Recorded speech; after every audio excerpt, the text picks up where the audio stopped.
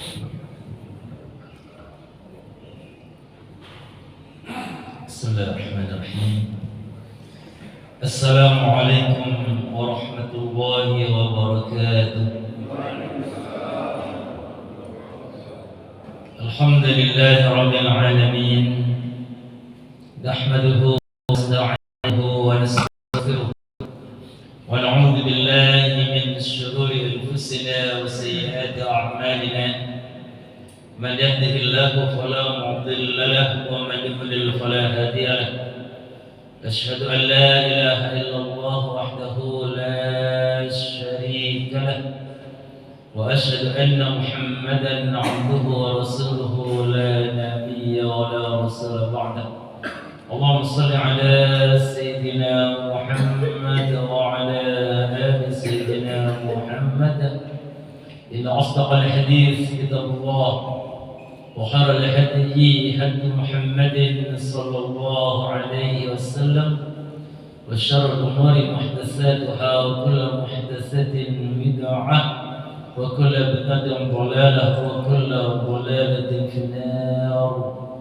رب اشرح لي صدري ويسر لي أمري واحلل عقدة من لساني يفقهوا قولي.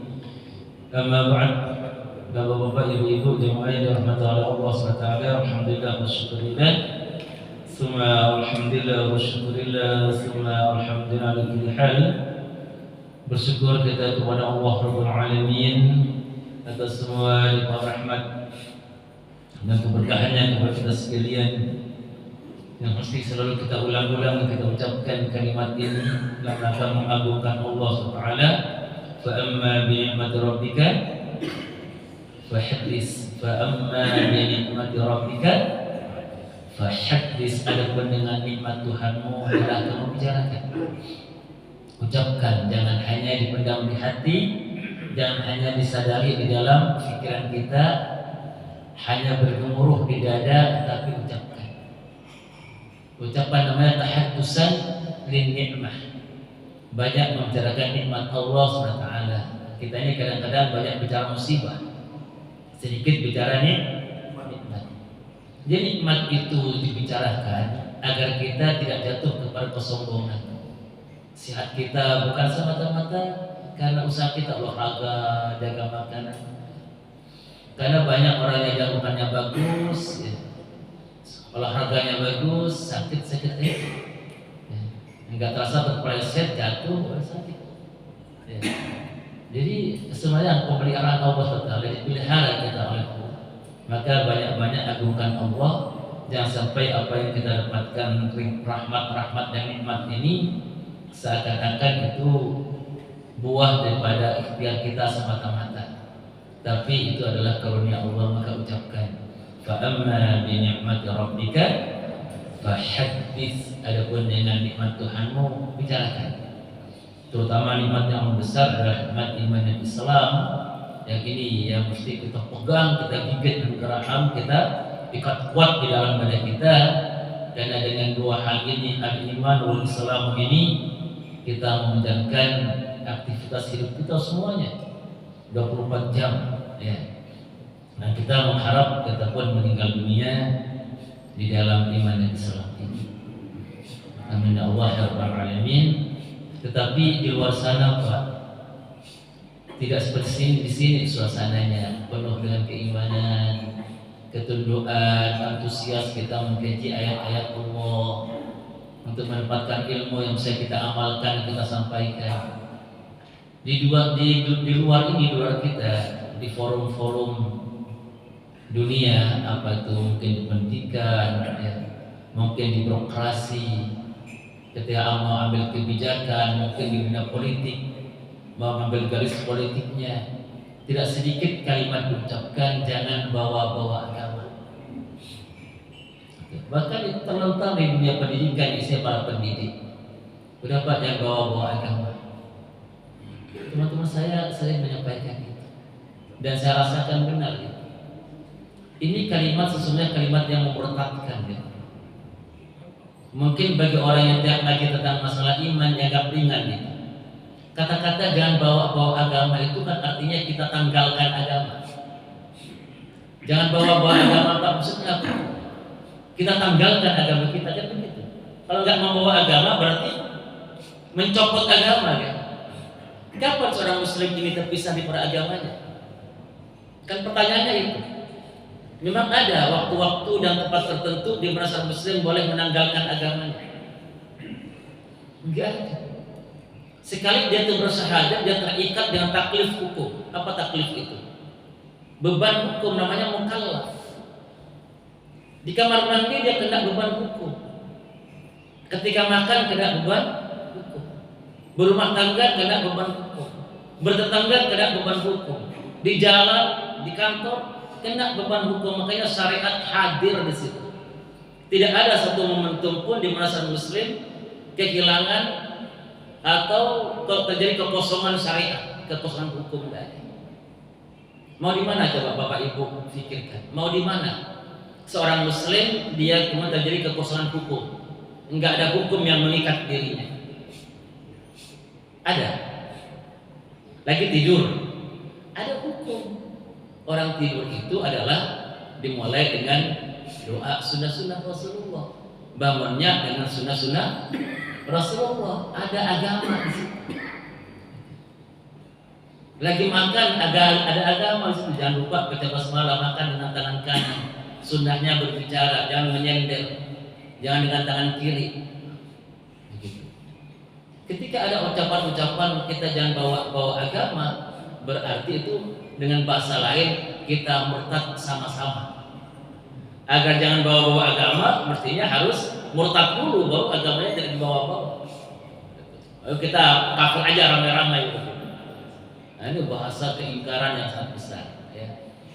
Nah, ini mesti kita sadari betapa besar rahmat Allah pada kita semua. Kita nggak termasuk bagian itu.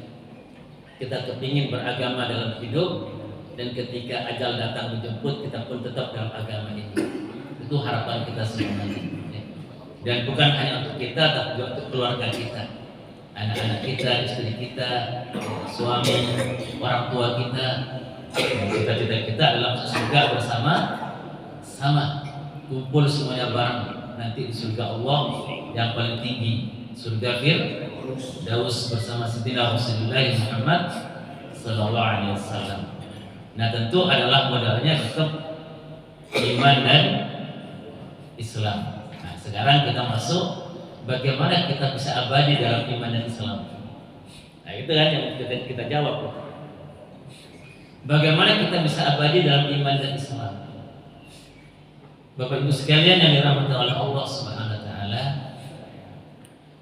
keimanan seseorang itu mesti ada parameter. Ada ukuran-ukurannya.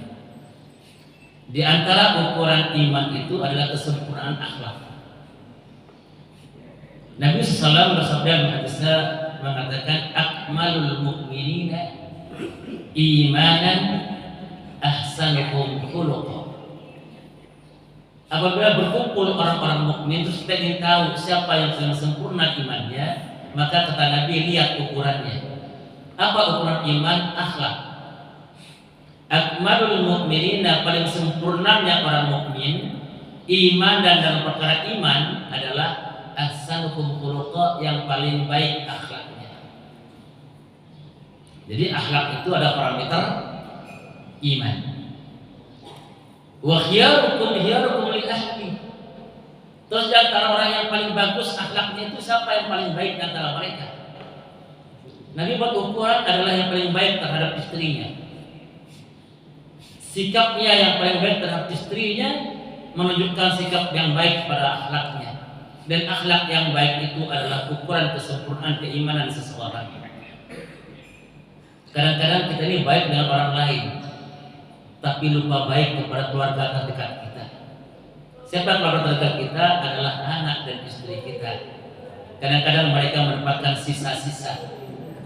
Sisa apa? Sisa perhatian, sisa waktu, sisa tenaga.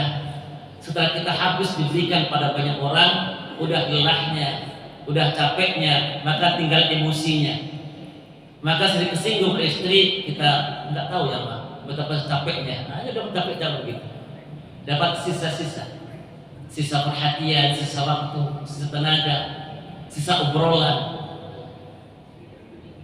Ini introduksi pada kita semua, Bapak Ibu sekalian. Betapa Islam itu harus bangun dengan satu kekokohan, bukan dari sesuatu yang rapuh. Yang kokoh itu mulai dari dalam, ibda' binafsi. Bangun dulu pribadi yang islami, keluarga yang islami, ini akan kokoh. Dengan diri pribadi yang islami, keluarga islami akan terbentuk masyarakat yang islami, akan terbentuk negara yang islami. Tapi kalau kita sibuk dengan dunia luar, lupa kepada internal kita, ini adalah satu kebaikan yang rapuh. Ya, baik kata orang jauh mengatakan baik, orang dekat mengatakan tidak.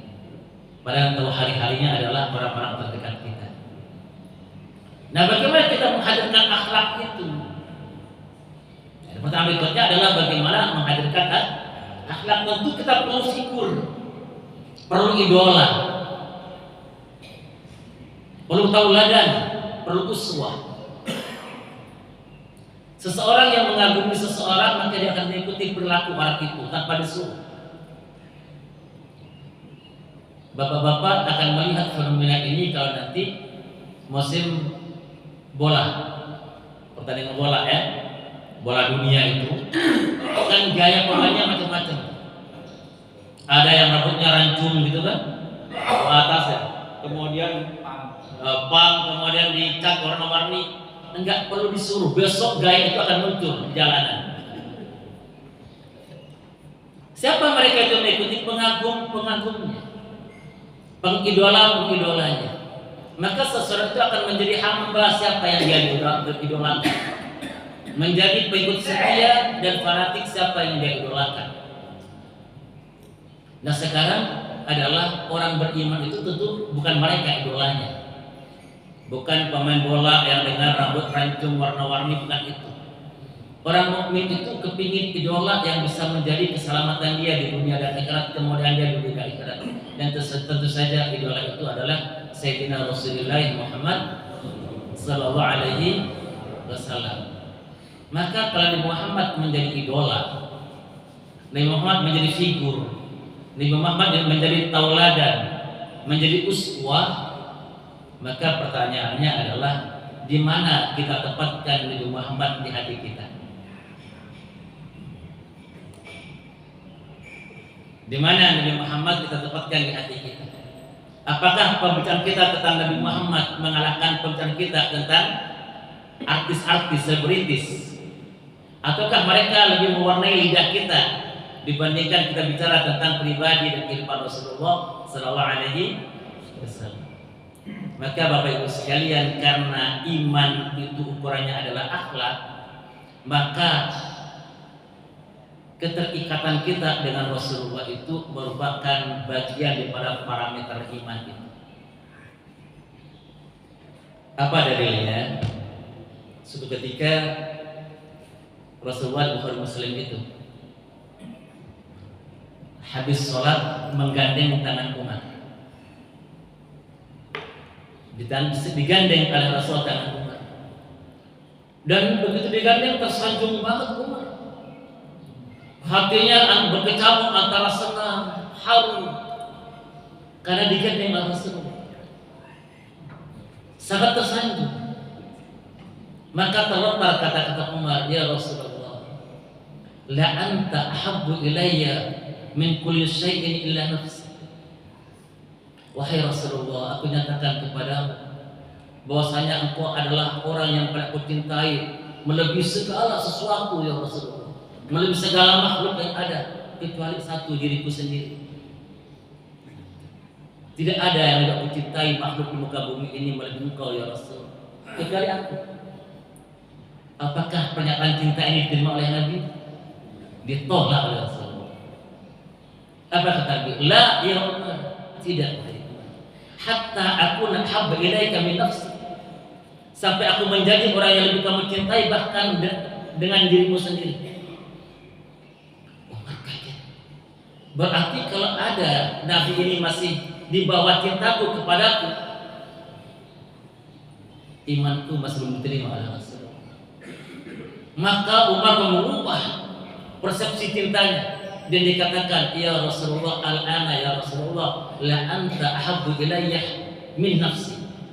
Wahai Rasul, sekarang wahai Rasulullah, engkau lebih aku cintai bahkan dengan diriku sendiri. Maka apa kata Nabi? Al-an ya Umar, sekarang benar imanmu wahai Umar. Sekarang benar wahai Umar, baru benar iman. Hadis ini ada di Bukhari Muslim.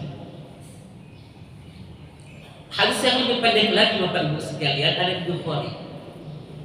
Rasulullah mengatakan dalam sebuah hadisnya, dalam hadis ini mengatakan bahwasanya la yu'minu ahadukum, tidak dianggap beriman salah seorang di antara kalian, hatta akuna ahabba ilaihi, sampai aku menjadi orang yang lebih dia cintai, min walidihi, dibandingkan cinta dia kepada bapak dan ibunya, wa waladihi, dibandingkan cinta dia kepada anak-anaknya, wan nasi ajma'in, dan dibandingkan cinta dia kepada seluruh manusia yang ada di muka bumi ini. Tidak dianggap iman salah seorang di antara kalian sampai aku menjadi orang yang paling dia cintai, melebihi cinta dia kepada bapaknya dan ibunya, dibandingkan cinta dia kepada anak-anaknya, bahkan dibandingkan cinta dia kepada manusia semuanya. Ini ukuran. Jadi terus kita berpikir di mana kita tempatkan Rasulullah di hati kita. Kemudian itu hadis ya. Kalau Qur'annya ada apa? Ada Qur'annya. Di surah At-Taubah ayat 24. Nah, bisa catat ini ya dan dihafalkan ini. Ini nanti parameter keimanan kita. Kan kita mesti ngukur Pak semuanya ya. Jangan sampai nanti kita sudah merasa beriman, pas di hadapan Allah pakai ukurannya Allah, parameternya Allah sudah Allah sampaikan pada kita, ternyata kita jauh. Iman kita iman fata morgana. Seakan-akan mencintai Nabi, ternyata tidak. Hanya perasaan saja mencintai. Maka Allah tegaskan perkara ini di surat At-Taubah ayat 24. Bunyinya adalah a'udzubillahi as-sami'il 'alim minasyaitonir rajim. Qul in kana aba'ukum wa abna'ukum wa ikhwanukum wa azwajukum wa 'ashiratukum wa amwalun iktaraftumuha wa tijaratun takhshawna kasadaha wa masakin tardawnaha ahabba ilaykum min Allahi wa rasulih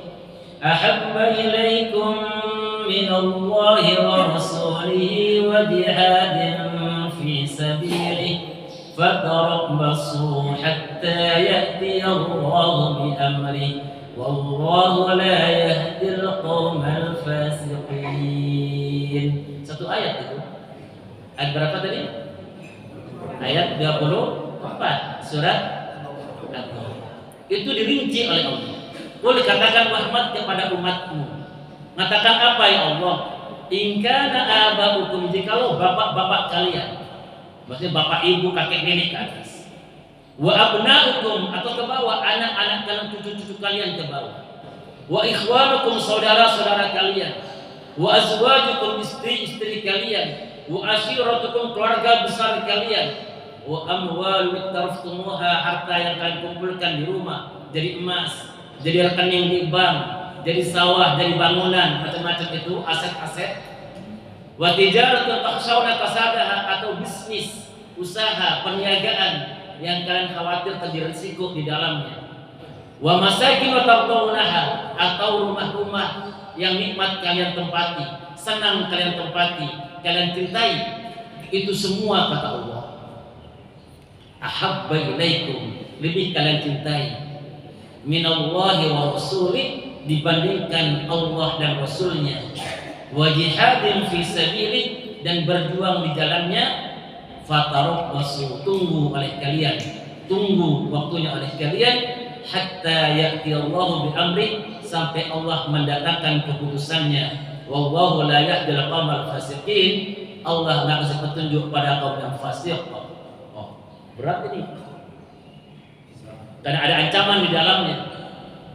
Ancaman Allah akan mendatangkan keputusannya dan Allah mengecap tidak ngasih petunjuk kepada orang yang fasik, yaitu orang yang menempatkan cintanya kepada Allah, kepada Rasulnya di bawah cintanya kepada keluarganya, orang tuanya, hartanya, jabatannya, dan semua yang ada di muka bumi. Ini Bapak Ibu sekalian, coba kita resapi kalau kita berada pada pilihan-pilihan itu, milih Allah dan Rasulnya atau PNS-mu kamu cabut bergeming nggak kira-kira kita? Dan ternyata para sahabat Nabi semuanya sudah masuk ke situ semuanya. Tidak ada satupun sahabat Nabi yang pernah menempatkan cintanya kepada Nabi di bawah makhluk yang lain. Semua sahabat Nabi sudah sampai kepada menempatkan cintanya pada Nabi di atas segala-galanya, kecuali di bawah Allah tentu saja. Allah dan Rasulnya, cinta itu jadi satu. Bapak Ibu pernah kenal seorang tokoh namanya Mus'ab bin Umair. Ya. Mus'ab bin Umair, tokoh ini adalah tokoh yang membuat orang terkaya zaman sahabat. Masih ingat siapa sahabat yang paling kaya? Ada lagi yang lebih kaya daripada Utsman bin Affan. Bahkan Utsman makan harta dia. Kata Utsman, kalau dia itu bagi-bagi sedekah aku ambil, bukan karena aku nggak punya uang, tapi aku meyakini harta dia itu amat berkah. Dia kalau sedekah bukan 1 juta 2 juta. Dia bawa 1000 ekor unta, diisi penuh muatannya, digiring ke Madinah dan dikatakan penduduk Madinah boleh ambil ini semuanya dengan unta-untanya boleh ambil. Jadi kalau sedekah begitu modelnya, 1000 ekor unta lengkap dengan muatannya, kepulauan masyarakat di situ silahkan ambil semua. Dan Sayyidina Utsman termasuk yang mengambil itu. Apa kata Sayyidina? Aku mengambilnya karena ada keberkahan di dalam. Nah, siapa tokoh itu? Abdurrahman bin Auf,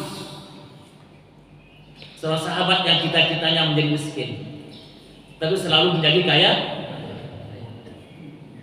Tapi Bapak tahu, Abdurrahman bin Auf yang kaya raya ini kalau buka puasa selalu menetes air mata. Dan dia tidak pernah mengambil lauk kecuali hanya 1 lauk. Walaupun banyak lauk, udah kaya raya, dia nggak sampai hati menggigit 2 lauk sekaligus. Itu pun pakai pelinangan air mata, karena dia ingat pas itu sosok orang yang dia cintai bernama Mus'ab bin Umair. Mus'ab bin Umair. Siapa Mus'ab ini? Kok bisa membuat sahabat yang paling kaya itu nggak mampu makan dengan 2 lauk, tersekat lehernya.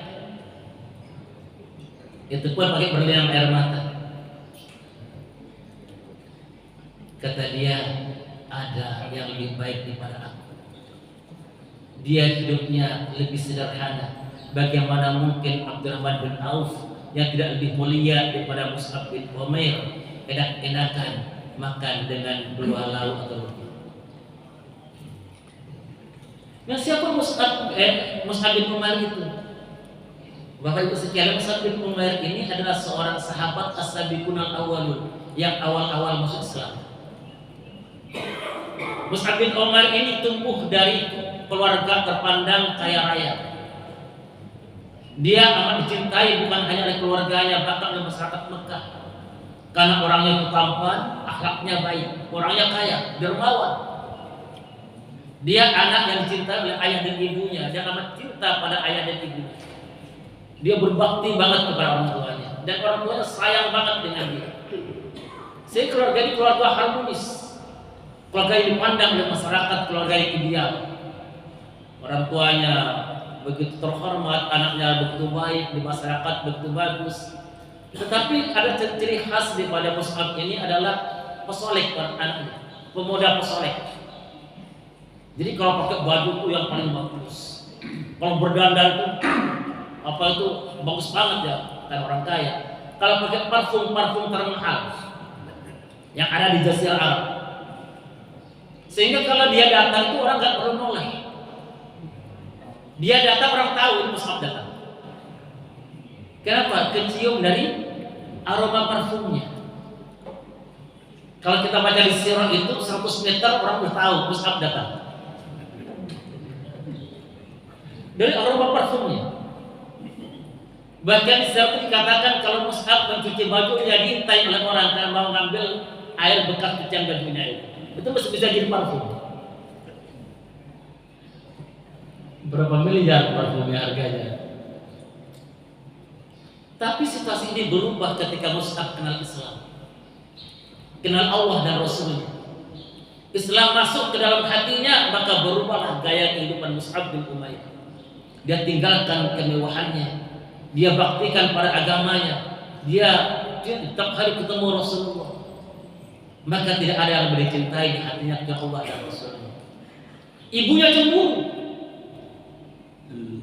cemburu, ayahnya cemburu, dan keduanya belum masuk Islam.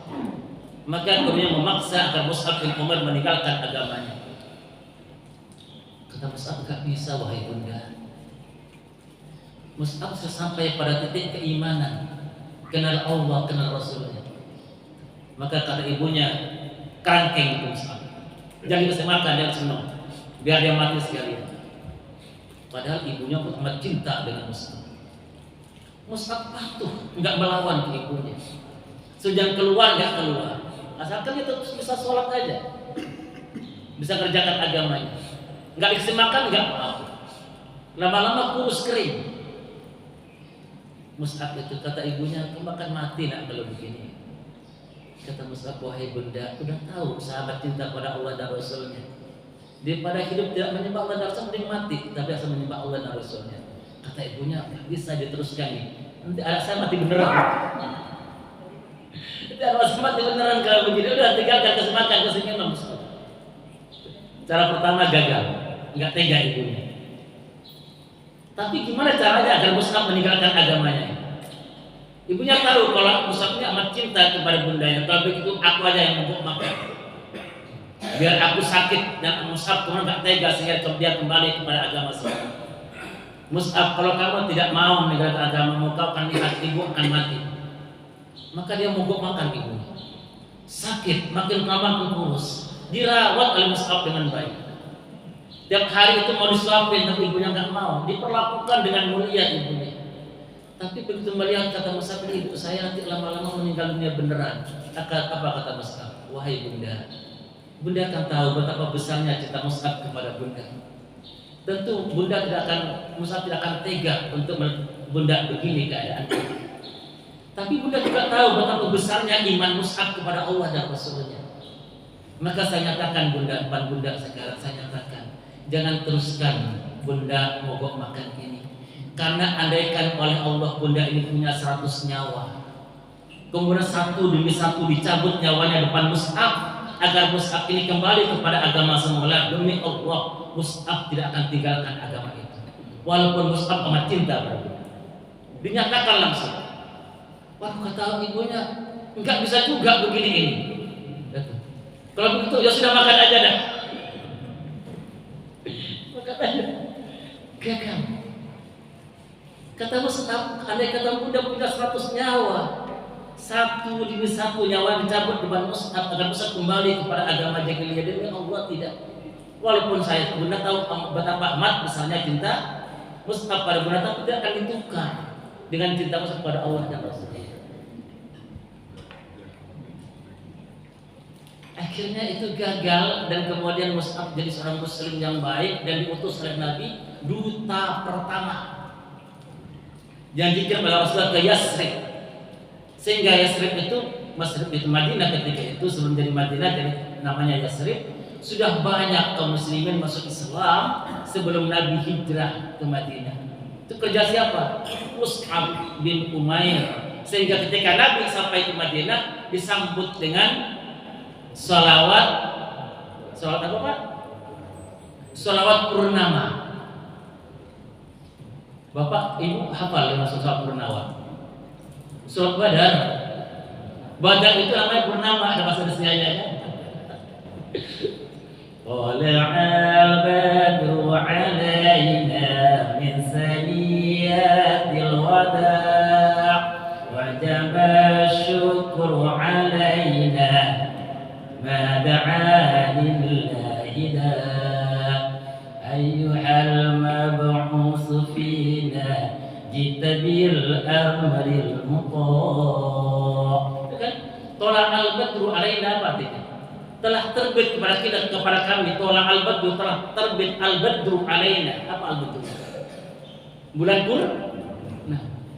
Mereka Nabi kejauhan, maka mereka kemudian menyambutnya. Tola al-badru alaina, telah terbit kepada kami bulan purnama. Bulan purnama telah datang kepada kami. Min saniyatul wada, di sebuah tempat bernama Saniyatul Wada. Wajib bersyukur alaina, wajib kepada kami bersyukur atas terbitnya bulan purnama itu. Mada alillahi kita, di mana dia telah mengajak kita kepada Allah, mengajak kita kepada Allah. Ayuhal mab'us fina, wahai orang yang diutus kepada kami. Ayuhal mab'us, wahai orang yang diutus fina kepada kami. Jita bil amril muttaqad, telah datang membawa agama yang mesti kita taati. Kan begitu artinya kan? Bapak Ibu selama ini tahu artinya belum? Belum. Ya. Kita ini senang kepada lagunya, agak senang kepada maknanya.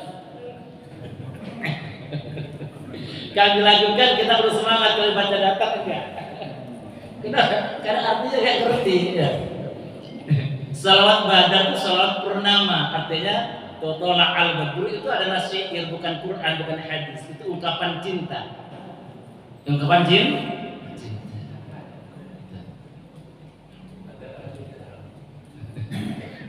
Banyak kalimat-kalimat sudah kita hafal tapi nggak ngerti kita itu. Salatullah salamullah ala taha rasulillah. Salatullah salamullah ala yasin habibillah. Apa artinya? Itu apa pesan apa yang dibawa di kalimat itu? Nabi Muhammad itu namanya banyak, bukan satu. Dia bernama Muhammad yang diberikan oleh siapa? Oleh kakeknya. Dia bernama Ahmad yang diberikan oleh ibunya. Dia bernama Toha, dia bernama Yasin yang diberikan oleh Allah SWT. Namanya banyak. Makanya kalau salatullah, salam, salawatnya Allah, salamnya Allah, ala Toha, kepada Toha. Siapa Toha itu? Rasulullah. Salatullah, salamullah, ala Toha, Rasulillah. Artinya salawatnya Allah, salamnya Allah kepada Toha. Siapa Toha itu? Rasulullah. Salatullah, salamullah, ala Yasin habibillah. Salawatnya Allah, salamnya Allah kepada Yasin. Siapa Yasin itu? Kekasih Allah. Habibillah, kekasih Allah. Yasin itu nama Rasulullah. Dalilnya apa Pak? Oh, itu bagus ini. Orang belajar surat minta dalil. Baca surat Toha, surat ke-20, 19 Maryam, 18 Al-Kahfi, 17 Al-Isra, itu ya? Hafal enggak Bapak Ibu? Ya. Jadi surat 17 kan surat apa? Al-Isra kan? 18 surat Al-Kahfi yang kita baca tiap malam, 19 surat Maryam, 20 surat Toha. Apa kata Allah? Toha ma anzalna 'alaikal qur'ana litashqa illa tadhkiratan liman yakhsha tanzilan mimman khalaqal arda was samawati al-'ula ar-rahmanu 'ala 'arsy istawa. Gitu kan bunyinya ya. Toha, wahai Toha, kata Allah, ma anzalna 'alaikal qur'ana litashqa. Tidaklah Quran diturunkan kepadamu untuk menjadi beban dalam kehidupan.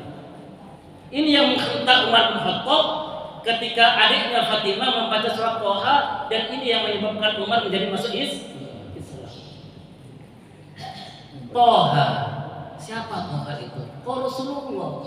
Ma anzalna 'alaikal qur'ana litashqa. Tidak aku turunkan Quran ini kepadamu untuk jadi beban dalam kehidupan manusia. Illa tadhkiratan liman yakhsha. Quran ini peringatan bagi orang yang hatinya takut gagal dalam kehidupannya. Di hadapan Allah tiba-tiba amalnya menjadi haba mansur. Kajian kita bulan yang lalu kan? Ya, banyak amal-amal di hadapan Allah tiba-tiba jadi debu yang dicampakkan oleh Allah, sehingga banyak muka-muka tertunduk, malu, penuh kehinaan karena semua amalnya tidak ada yang diterima. Kenapa? Karena dasar imannya kebiasaan dan perasaan, bukan tuntunan syariat. Bapak-bapak, ibu-ibu udah kepingin banget bikin rumah, semua dana dikerahkan, digunakan, waktu habis, tiap hari dilihat, bagus tuh rumah, begitu mau digunakan ambruk, malu nggak kira-kira? Kenapa gimana sih Pak bangun rumah kok begini banget gitu kan? Kecewa, marah, malu. Itu baru bangun rumah di muka bumi. Gimana kalau kita tiba udah capek beramal di muka bumi ini, habis waktu di hadapan Allah, semua amal kita dicampakkan oleh Allah. Hal ataka haditsul ghasyiyah. Sudah sampaikah kepada Muhammad berita tentang kiamat? Wujuhu yauma idzin khasyiah. Betapa banyak muka-muka tertunduk penuh kehinaan, bukan karena tidak beramal. Amilatun nasibah, dia capek dalam amalnya, capek dalam salatnya, capek dalam puasanya, capek baca Qur'annya, capek ngurus keluarga, capek bertetangga, capek bernafkah. Di hadapan Allah tercampakkan semua. Wailul lil musallin, celaka orang-orang yang salat. Alladzina hum an salatihim sahun. Itu sembrono dalam salatnya. Kenapa? Aktivitas hidupnya dia mengatakan jangan bawa-bawa agama. Mestinya gimana kata agama? Kita mau ini Pak arisan, gimana arisan yang syar'i? Kita mau transaksi nih, bisnis gimana caranya yang syar'i? Begitu mestinya. Jangan bawa agama dan perkara. Kita mau berpolitik, gimana politik yang dituntut oleh agama gitu. Bukan menipu, bukan politik yang penuh tipuan, tapi politik yang penuh pelayanan dan kejujuran itu mestinya, keterbukaan. Nah, karena dia lari di tuntutan agama, maka di hadapan Allah capeknya di muka bumi ini menjadi beban dalam kehidupannya. Tasla narun hamiyah, amalnya menarik dia ke neraka yang amat panas. Tusqa bin ainin aniyah, kalau dia tuh haus dikasih minum di air yang mendidih. Ya.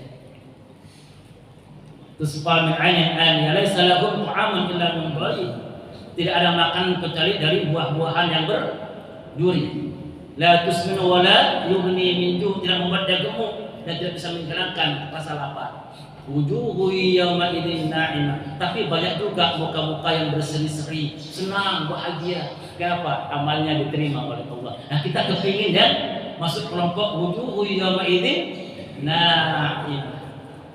Muka pada hari itu berbinar-binar, berseri-seri. Kenapa? Enggak kecewa dia. Hidup sekali di muka bumi, dia pegang tuntunan syariat.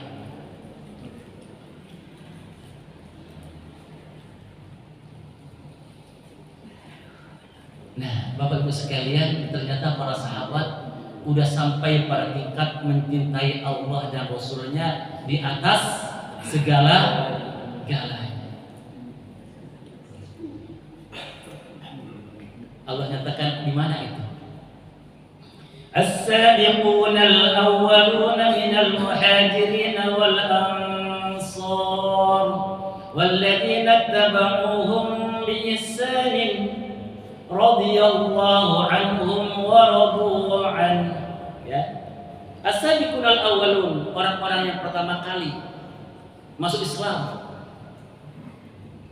Minal muhajirin wal ansar, di kalangan muhajirin dan ansar. Berarti bicara sahabat. Sahabat itu kan tadi dua kelompok ya, kelompok muhajirin dan ansar. Walladzina tabauhum bi ihsan, dan orang-orang yang jadi pengikut muhajirin dan ansar secara baik, mengikuti mereka. Terus gimana caranya kita ikut mereka dengan baik? Kita ikut ulama. Maka ilmunya para muhajirin dan ansar jatuh pada tabi'in. Ilmunya tabi'in jatuh kepada tabi'in. Ada tokoh-tokohnya di situ. Ada Imam Hanafi yang paling tua, ada Imam Malik, ada Imam Syafi'i, ada Imam Ahmad bin Hanbal, ada Imam As-Sawri dan sebagainya. Sampai para ulama-ulama, sampai kepada kita pegang tubuh itu. Maka oleh Allah distempel radhiyallahu anhum wa radu an. Allah ridha kepada mereka, mereka ridha kepada Allah Subhanahu wa taala. sampai pada tingkat diridhoi oleh Allah Subhanahu wa taala. Mereka sudah sampai pada tingkat itu. Tetapi kalau manakala Nabi masih ada di pinggir-pinggir dada kita, Nabi masih berada di pinggir-pinggir hati kita, kita belum sampai pada iman yang sebenarnya. Terus gimana Ustaz kita mencintai Nabi itu agar Nabi betul-betul berada di tempat terhormat di hati kita? Nah ini pertanyaan kan itu yang penting kan, bagaimana menghadirkan Nabi menjadi sosok yang paling kita cintai, melebihi cinta kita pada diri kita, sehingga kita rela mati demi Allah dan Rasul. Nanti kita ingat sekalian apa yang Allah firmankan di Quran, A'udzubillahi minasyaitonir rajim. Ya ayyuhalladzina amanu taqullaha wabtaghu ilaihil wasilah. Wahai orang-orang beriman, bertakwalah kalian kepada Allah dan cari wasilahnya. Apa wasilah itu? Lantaran-lantarannya. Cari jalan-jalannya. Ada ayah ibu berantem, dua suami istri berantem. Udah memuncak, terfikir oleh mereka untuk bercerai. Tapi nggak jadi karena melihat kepada anak-anaknya, nggak jadi karena mertuanya amat baik kepada mereka. Akhirnya mereka cari jalan islah, perdamaian untuk saling mengerti satu dengan yang lain. Maka ditinggalkan sakit hatinya, ditinggalkan kecewanya karena ada pihak ketiga. Kita rasanya jauh dengan Rasulullah, nggak pernah lihat muka Rasulullah. Tetapi itu menjadi parameter keimanan kita di hadapan Allah. Terus kita bagaimana menghadirkan cinta kita kepada Nabi? Perlu pihak ketiga. Perlu pihak ketiga. Siapa pihak ketiga itu? Allah. Pihak ketiga itu adalah Allah yang akan menyatukan hati kita dengan hati Sayyidina Rasulullah Muhammad SAW. Pakai apa? Pakai dua jalan. Satu, dengan jalan komunikasi interaktif ruhani. Kita bicara dengan Nabi. Bisa Pak? Bisa. Kalau kita punya ilmunya bisa. Kita ngobrol dengan Rasulullah. Demi Allah bisa. Mau dibuka enggak ilmunya? Wajib. Wajib. Yang kedua, kita lebih kenal kepada Rasulullah secara keilmuan. Pakai dua jalan. Agar kita bersatu saling mencintai kita dengan Nabi, pakai dua jalan. Satu, dengan jalan komunikasi ruhani kita dengan Nabi. Kita bangun ikatan ruhani dengan Rasulullah, komunikasi dengan Nabi. Yang kedua, kita lebih kenal secara makrifah pada Rasulullah. Cara yang pertama gimana Pak? Cara yang pertama adalah kita pegang hari Jumat. Ini ada di hari Jumat. Cara pertama tadi membangun komunikasi ruhani. Ada apa dengan hari Jumat? Hari Jumat itu Nabi berpesan kepada kita dan banyak hadis-hadis sahih. Dan ini dipegang tadi betul baca biografi para imam menempuh jalan ini. Imam Hanafi, Imam Syafi'i, Ahmad, Imam Malik menempuh jalan ini. Ada apa di hari Jumat? Nabi SAW berpesan pada kita, aksiru alayya minas sholati fi kulli yaumi jum'atin. Kata Nabi SAW, perbanyak oleh kalian membaca sholawat kepadaku tiap hari Jumat. Hari Jumat itu dimulai kapan hari Jumat mulai? Kamis maghrib. Kamis maghrib. Sampai kapan berhentinya? Jumat maghrib. 24 jam. Nabi SAW berpesan kepada kita, aksiru alayya minas sholati fi kulli yaumi jum'atin. Perbanyak oleh kalian baca salawat kepadaku tiap hari Jumat. Fa inna salata ummati turadu alayya fi kulli yaumi jum'atin. Karena sesungguhnya semua salawat umatku akan disampaikan oleh Allah dan malaikat kepada tiap hari Jumat. Tiap hari Jumat. Jadi Allah itu ngutus satu malaikat khusus yang berdiri di dekat kuburan Nabi. Tiap hari Jumat dia mengatakan, ya Rasulullah, ini ada umatmu namanya Samsul Arifin bin Rifai bersalawat kepadamu. Terus sampaikan. Kata Nabi, dan itu Allah, malaikat akan menyebut nama umatnya dan nama bapaknya sekaligus. Jadi siapa yang bersalawat disebut, ya Rasulullah, itu ada umatmu namanya Samsul Arifin bin Rifai bersalawat kepadamu. Disampaikan, ini bunyi salawatnya siapa. Begitu kita bersalawat, Allah langsung menurunkan salawatnya pada kita. Satu salawat langsung bisa dibalas oleh Allah 10 salawat. 10 salawat Allah itu apa bunyinya? Isinya rahmat Allah, pengampunan Allah, kecintaan Allah, pembelaan Allah, keridhaan Allah, pujian Allah. Kira-kira VVIP enggak? VVIP. Sebelum Allah perintahkan kita bersatu pada Nabi-Nya, Allah mengatakan, Innallaha wa malaikatahu yusalluna 'alan nabi.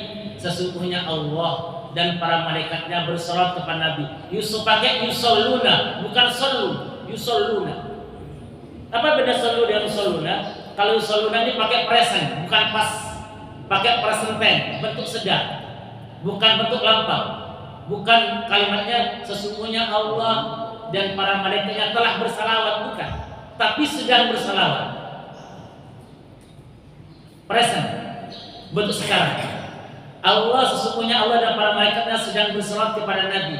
Ya ayyuhalladzina amanu, wahai orang-orang yang beriman, sallu, bersalawatlah kalian, wasallimu, dan bersalamlah kalian, alaihi, kepadanya, taslima, dengan salam yang baik.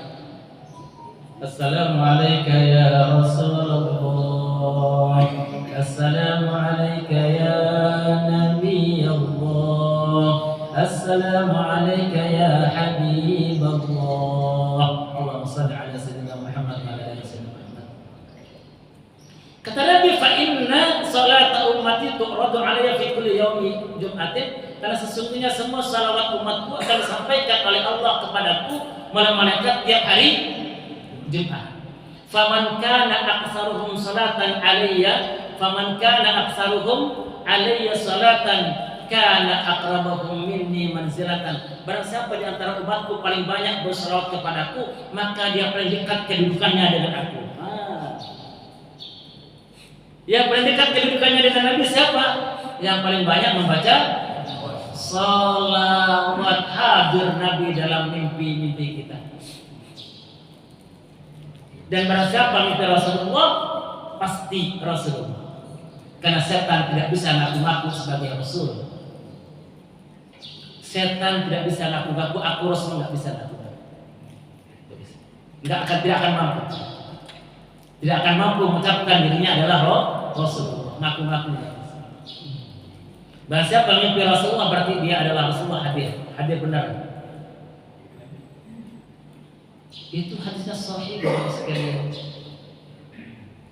Karena Nabi mengatakan, man min ahadin, tidak ada seorang pun di antara umatku yusallimu alayya, yang menyampaikan salam kepadaku, illa raddallahu ruhi, kecuali Allah akan mengembalikan ruhku.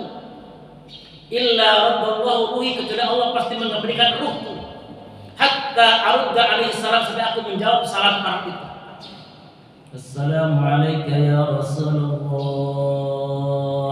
Assalamualaikum ya Nabi Allah, Assalamualaikum ya Habib Allah, Assalamualaikum ya Nabi wa rahmatullahi wa barakatuh, Assalamualaikum ya Nabi, Assalamualaikum ya Rasul, Assalamualaikum ya Nabi Muhammad, Assalamualaikum ya Nabi al-Mahbub. Apa terjadi Pak? Saya begini. Saya bersalam pada Nabi apa? Ketika saya salam ini, ruhnya Nabi Muhammad dikembalikan oleh Allah. Dan Allah untuk apa dikembalikan ruhnya? Untuk menjawab salam saya tadi. Interaktif tidak? interaktif. Tidak ada seorang pun yang bersalam kepadaku pasti kecuali Allah pasti mengembalikan ruhku untuk aku jawab salam mereka.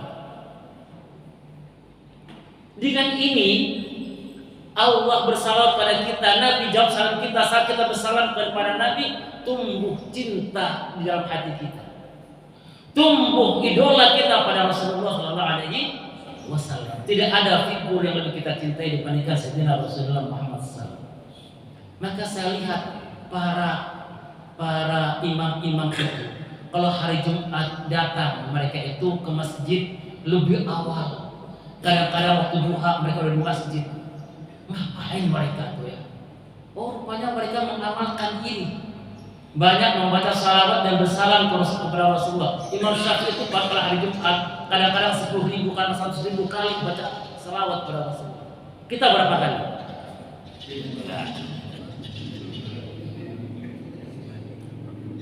Oh, mereka rupanya menjalin komunikasi spiritual ruhani dengan Sayyidina Rasulullah Muhammad Sallallahu Alaihi Wasallam, sehingga kekuatan mereka bukan mengadakan ikhtiar fisik mereka, bukan langsung siraman daripada Allah SWT.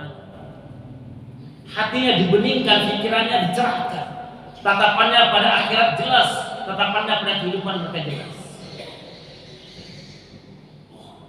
Ini cara bagaimana kita menumbuhkan cinta, melibatkan Allah Subhanahu wa ta'ala. Bersiapa salat kepadaku 1 salawat, Allah bersalat kepadanya 10 salawat. Kalau 100 berarti Allah salawat 1000. Kalau 1000 Allah bersalawat 10.000. Dan salawatnya Allah, bukan salawatnya makhluk.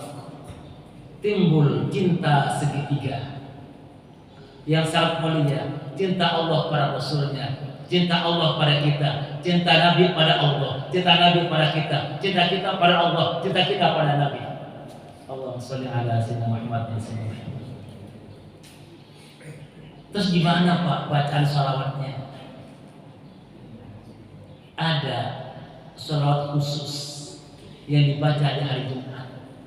Sudah hafal nggak Bapak Ibu? Salatnya pendek, namanya sholawat ummi. Kata Nabi, kalau hari Jumat baca salat kepadaku, langsung hafal insya Allah. Ikutin. Allahumma sholli ala Muhammadin Nabiyil ummi. Ya sudah segitu.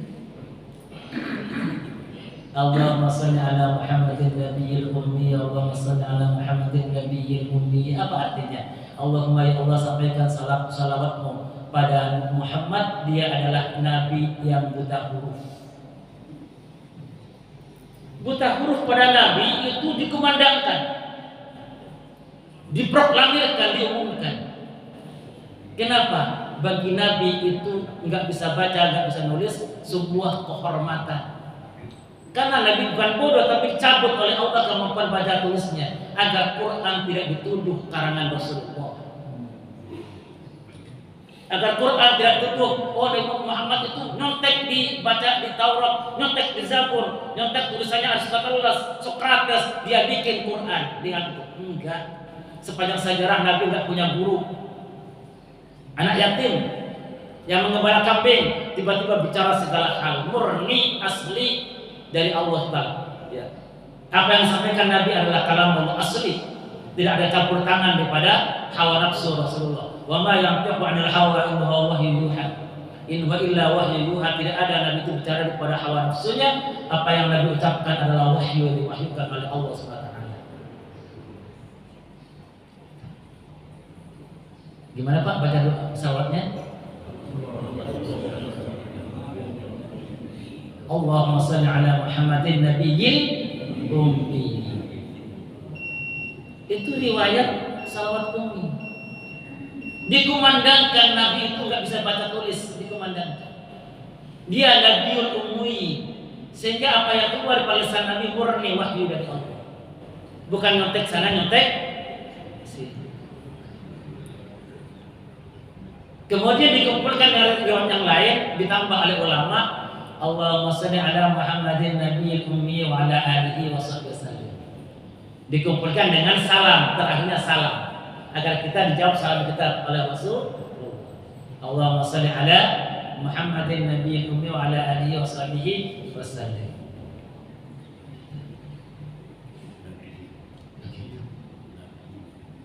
Ini dari jalur VVIP. Perbanyak baca sholawat. Cukupkah ini diketahui Bapak Ibu sekalian? Cukupkah hanya sekedar diketahui? Enggak cukup, masukkan dalam agenda harian kita, pekanan kita. Keterangannya saya baca sholawat pada Nabi di hari Jumat lebih baik dibandingkan baca Al-Quran. Saya kaget dengan keterangan itu.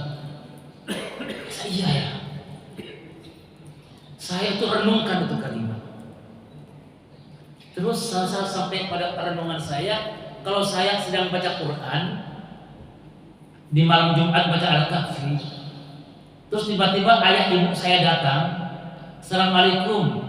Saya lihat ayah ibu, kira-kira saya teruskan baca Al-Kahfi, baca Quran saya, atau saya tutup Quran saya? Tutup Pak. Waktunya sekarang bukan baca, waktunya praktekkan isi Quran, hormati ayah ibu. Tutup bacanya, ganti praktek mengamalkan.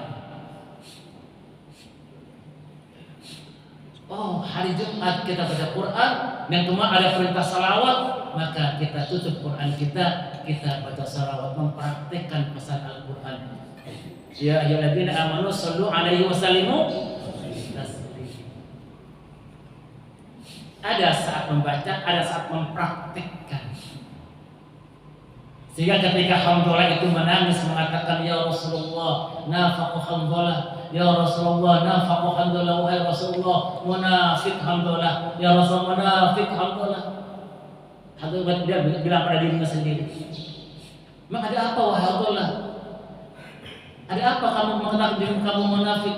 Ya Rasulullah, gimana saya tidak mengatakan munafik ya Rasul?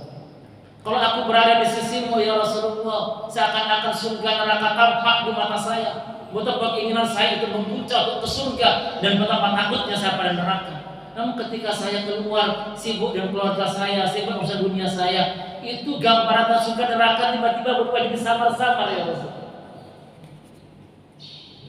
Apa kata Nabi? Sa'atan wa sa'atan ya Hamdalah. Masing-masing ada waktunya wahai Hamdalah.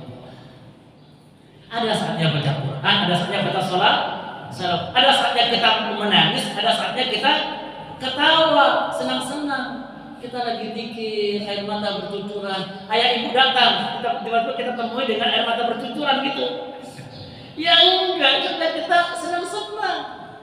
Hibur mereka, tunjukkan kita bahagia. Kita sendiri silakan air mata kita bercucuran. Masing-masing ada waktu sa'atan wa sa'atan. Sehingga kapan ada waktu dan tempat di mana Islam tidak ada pada diri kita?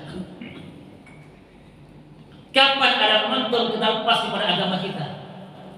Sehingga begitu kurang ajar orang mengatakan dan bawa-bawa agama dalam perkara ini. Kan kadang murtad ya.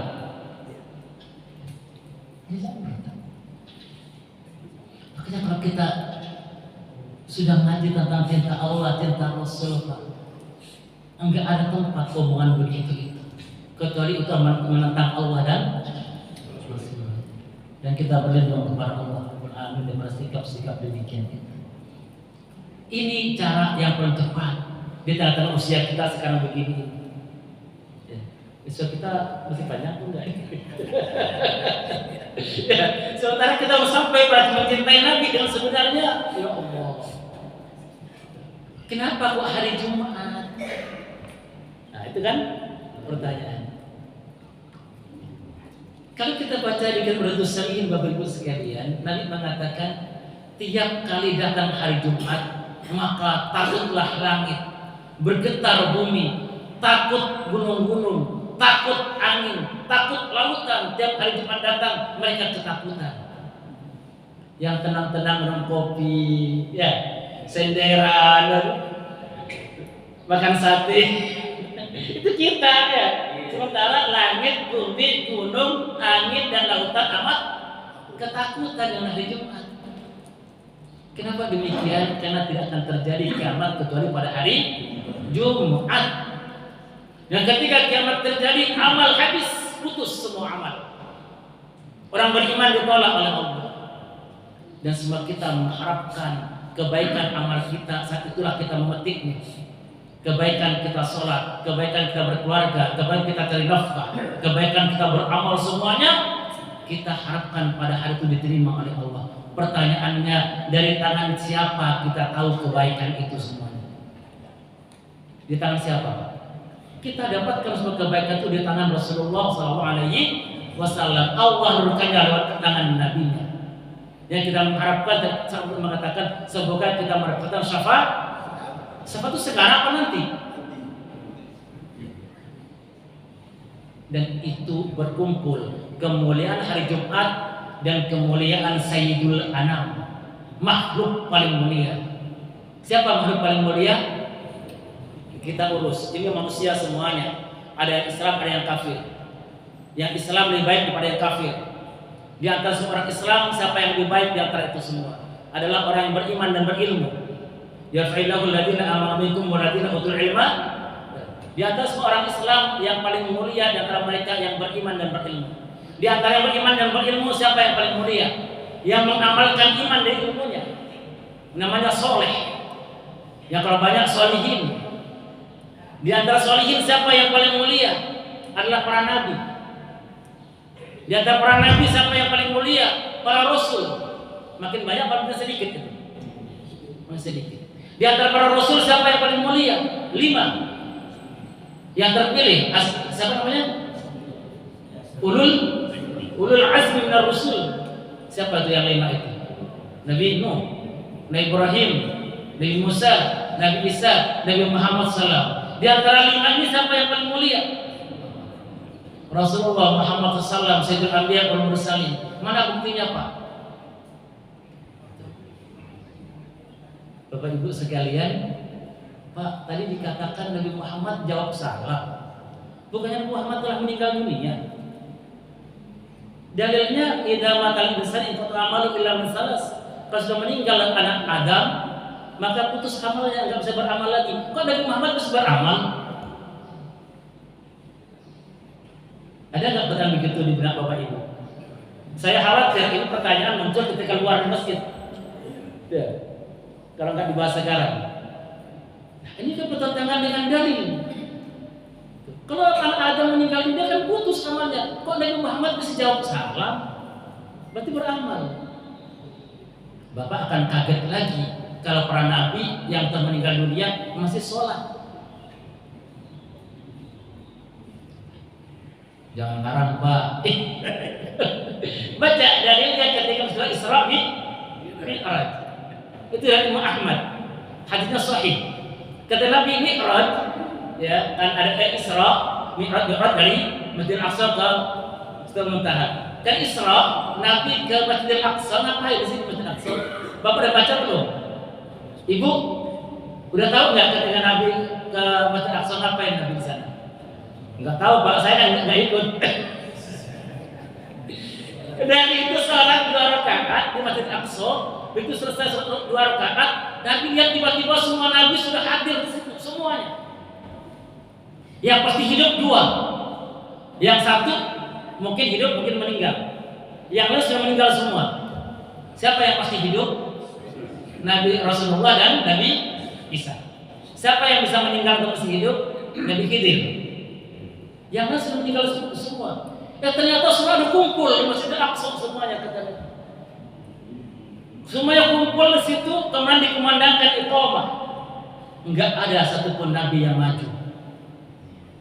Maka Jibril menarik tanganku, imami wahai Muhammad.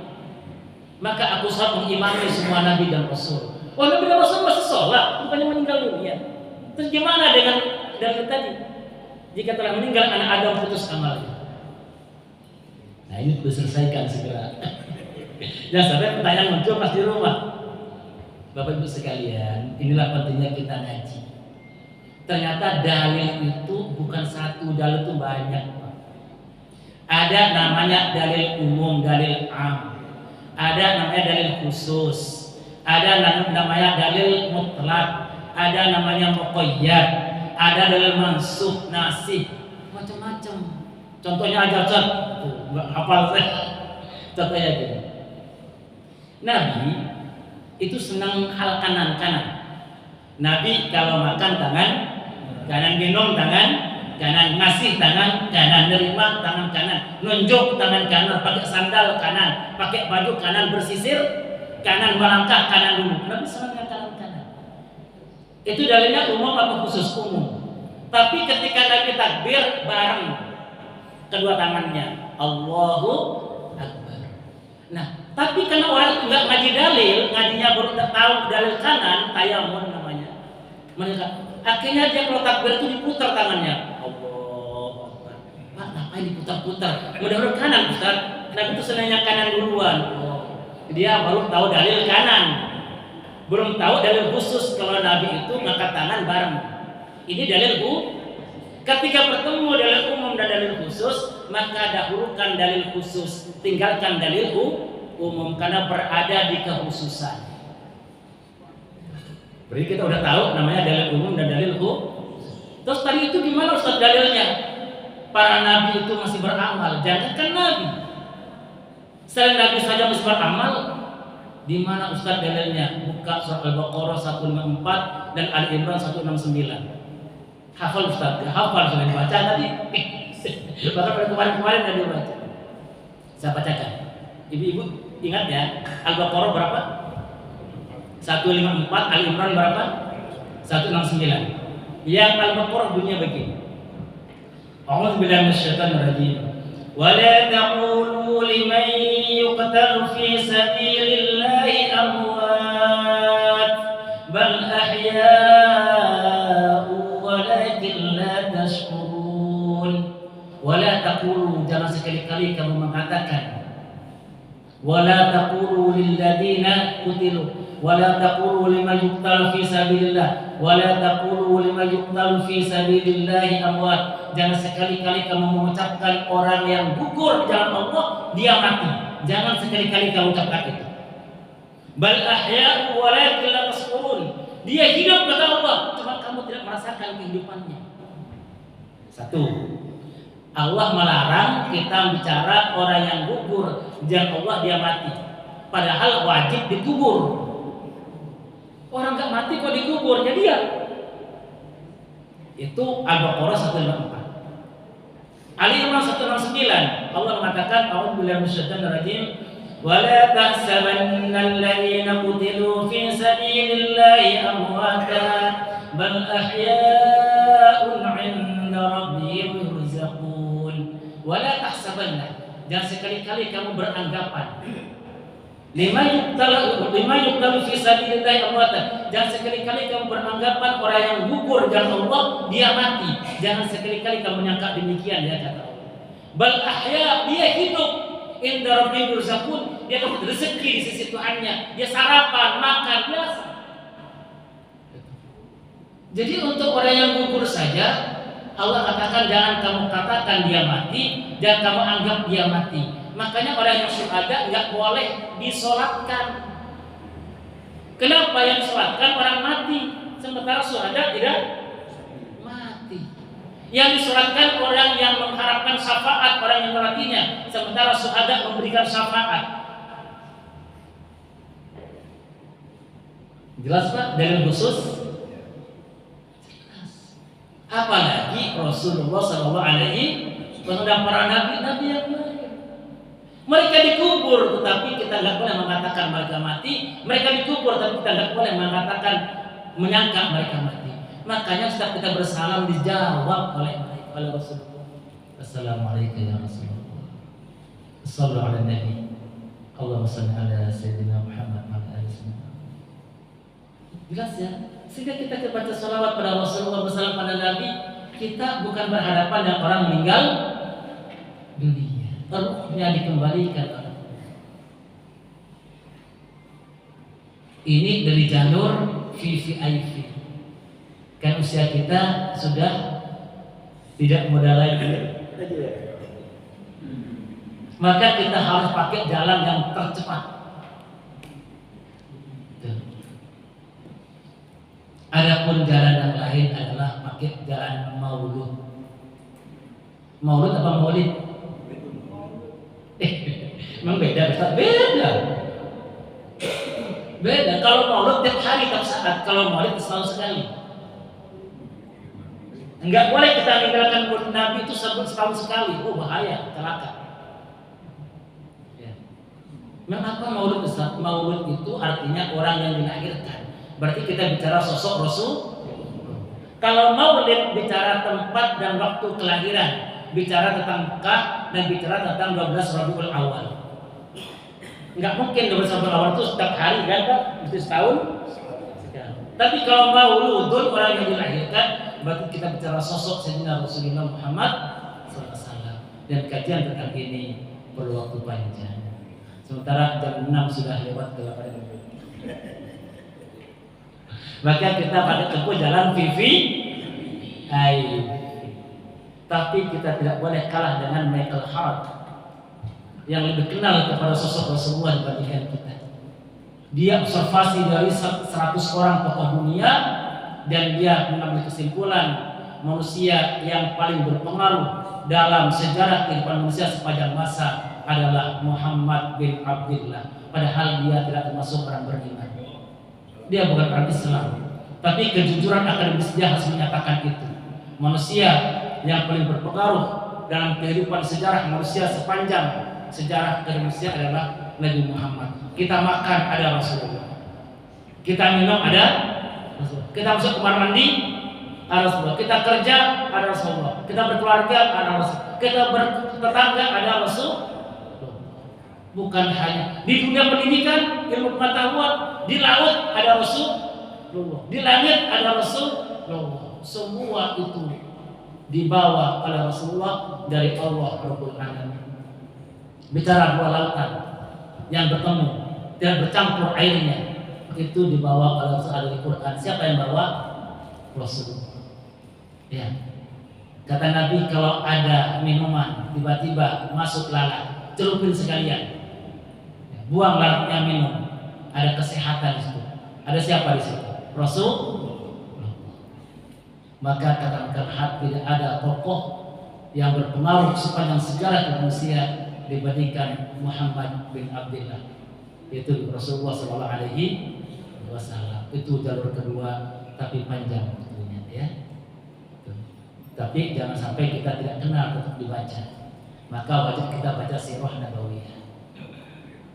Jadi dulu Bapak Ibu sekalian ya, yang bisa kita sampaikan kajian singkat ini sangat singkat ya. Karena mestinya kita ngajinya bertahun-tahun ya. Kalau diperas hanya berapa?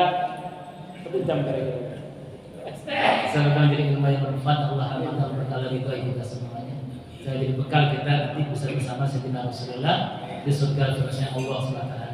Amin ya rabbal alamin. Sallallahu ala nabi wa sallallahu ala sayyidina Muhammad wa ala alihi wasallam.